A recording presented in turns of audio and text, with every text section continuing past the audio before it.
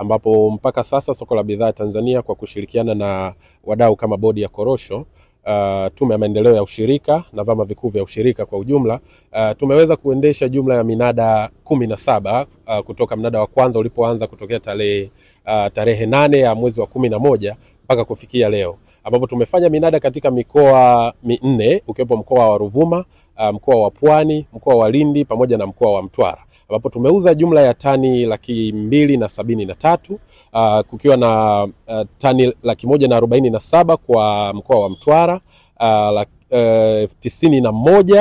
tani 91 kwa mkoa wa Lindi, lakini kukiwa na tani 10,000 kwa mkoa wa Pwani na tani 24,000 kwa mkoa wa Ruvuma, ambapo jumla ya mazao yote, jumla ya korosho zote hizi zimeleta jumla ya thamani ya bilioni 871 kwa ujumla. Katika uendeshaji huu wa minada ya korosho ambayo tumeifanya katika mikoa tajwa toka nimetaja hapo mwanzo,